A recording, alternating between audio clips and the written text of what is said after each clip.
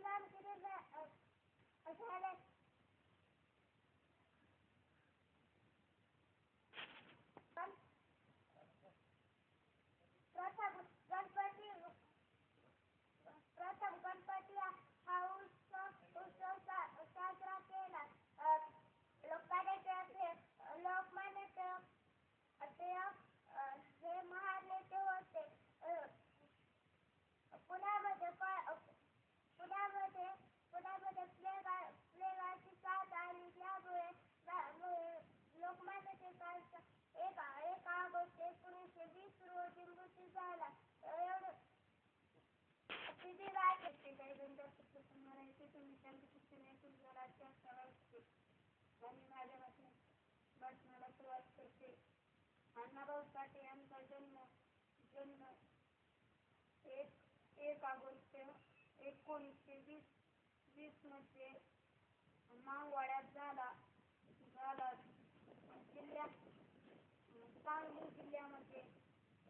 सांगली जिल्ह्यामध्ये वाळवा तालुक्यात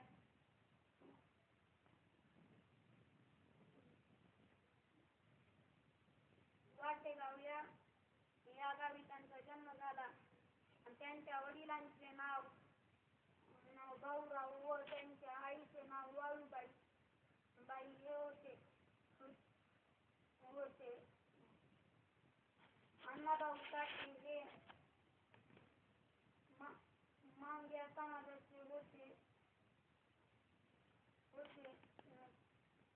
अण्णाच्या भाषण म्हणायचे तुम्ही शांततेने ऐकून घ्या अशी नम्र विनंती करते.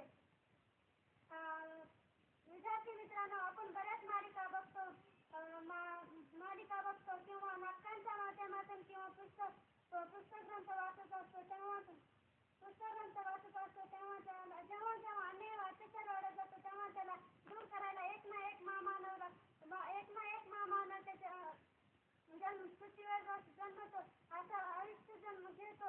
असाच एक क्रांतिसिराचा जन्म 23 जुलै 1856 रोजी रत्नागिरी जिल्ह्यातील महाराष्ट्राच्या चिखली या गावामध्ये झाला. पण गंगाधर पंतांच्या घरात बाळ म्हणून जन्माला आले. 1872 लोकमान्य टिळक हे कॉलेजमध्ये प्रवेश घेतला व त्यांनी कॉलेजमध्ये BA-LLB झाले.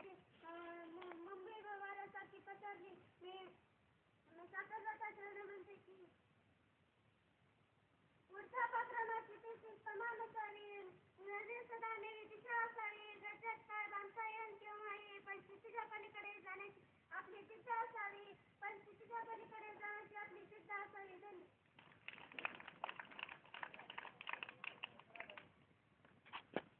तुम्ही शांत चित्तेला ऐकून घ्याल अशी मी आशा बाळगतो. बागों में फूल बहुत खिलते हैं लेकिन गुलाब जैसे नहीं. बागों में फूल बहुत खिलते हैं लेकिन गुलाब जैसे नहीं. हमारे देश में नेता बहुत होते हैं लेकिन लोकमान्य तिलक जैसे नहीं. लोकमान्य टिळकांचा जन्म 23 जुलै 1856 रोजी रत्नागिरी जिल्ह्यातील चिखली या गावी झाला. त्यांच्या कर्तृत्वामुळे त्यांना लोकमान्य ही पदवी देण्यात आली. स्वराज्य हमारा जन्मसिद्ध हक्क है तो मी मिळवणारच हे त्यांचे ब्रीद वाक्य होते. त्यांच्या वडिलांचे नाव गंगाधर पंत असे होते. व ते पहिल्यांदा प्राथमिक शिक्षक होते आणि पुन्हा ते शिक्षक प्राध्यापक बनले. टिळक 10 वर्षाचे असताना त्यांच्या वडिलांची बदली पुणे येथे झाली. टिळकांचे बहुता शिक्षण पुणे येथेच झाले.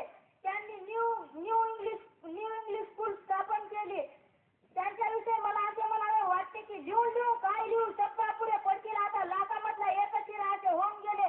लोकमान्य टिळक जैसे नेता. त्यांनी केसरी व मराठा ही 2 वृत्तपत्रे सुरू केली आणि त्यांनी गणेश उत्सव